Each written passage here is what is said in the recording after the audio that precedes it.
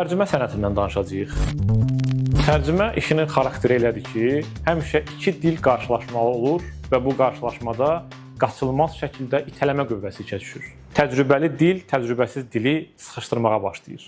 Mən təcrübəli dil deyəndə lüğət tərkibi zəngin, fəlsəfi terminləri oturuşmuş, akademik mətnlərdən yan gəzməyən dilləri nəzərdə tuturam. Tərcüməsi ixtisaslaşmadıqca bu konkret dil üzrə də ola bilər, konkret müəlliflər üzrə də nə qədər uğurlu işlər görür görsün, başqa dilin coğrafiyasında həmişə turistdir. Ötən əsrin ikinci yarısından etibarən nüfuzlu universitetlərin əksəriyyətində qarşılaşdırmalı ədəbiyyat tədris olunmur. Qarşılaşdırma ədəbiyyatın birinci pilləsi yəqin ki, tərcümə işidir. Çünki tərcümə işi mədəni inteqrasiya deməkdir. Bu mənada qarşılaşdırmalı tərcümə də həm də başqa dilləri tanımaq, həm də öz dilimizi zənginləşdirmək, həm də tərcüməsi nəzərdə tutulan mətni daha dərindən öyrənmək baxımından çox yararlı ola bilər.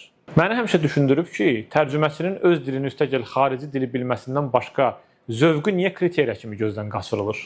Tərcüməçinin bir neçə dili yaxşı bilməyi bir yana, hansı mətni seçməyi də önəmli deyilmi?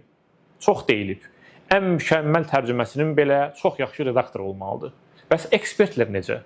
Nüfuzlu universitetlərdə, nəşriyyatlarda, tərcümə mərkəzlərinin demək olar ki, hamısında yeni tendensiyaları izləyən, aktual olandan xəbərdar olan, çağdaş və açıq görüşlü bir neçə ekspert olur. Dünyada tərcüməçilər üçün dilə münasibətdən əlavə şərti olaraq 3 kateqoriyada müəyyənləşdirilib. Tərcüməçi yaxşı oxucu olmalı, tənqidi düşüncəsi olmalı, müəyyən mənada yazıçılıq qabiliyyəti olmalıdır. Bu yerdə məncə üslub məsələsinə də asta bir keçid eləmək olar. Belə ki, hər hansı dərman preparatının instruksiyası ilə tutaq ki, Charles Baudelaire'in şeirlərinin tərcüməsi arasındakı fərq üslub məsələsində yatır. Çünki quru, sxematik, adi informativ dərman instruksiyasından fərqli olaraq bədii mətn qaçılmaz şəkildə müəllifin üslubunu, stilini özündə daşıyır. Tərcümə nəzəriyyəsi ilə bağlı mənim ən sevdiyim kitablardan biri Lawrence Venuttinin Tərcüməçinin görünməzliyi adlı məşhur kitabıdır.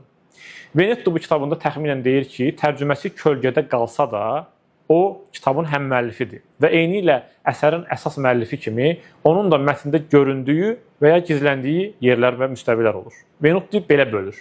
Əgər tərcüməçi mətni oxucuya axıcı, rəvan, ana dilində yazılmış kimi təqdim eləyirsə, burada tərcüməçi görünməzdir, ismi pünhandır. Ancaq bu, bizdə zənn edildiyi kimi mütləq yaxşı hal kimi təqdim olunmur Venuttinin nəzəriyyəsində. Çünki bu metodda tərcüməçi çox vaxt mətni öz kültürünə adaptasiya edir. Orijinalın özünə məxsusluğunu öz mədəniyyətinin xeyrinə əhliləşdirir. Yəni bu metodun keçərli olduğu yer var, səhv olduğu, keçərli olmadığı yer var.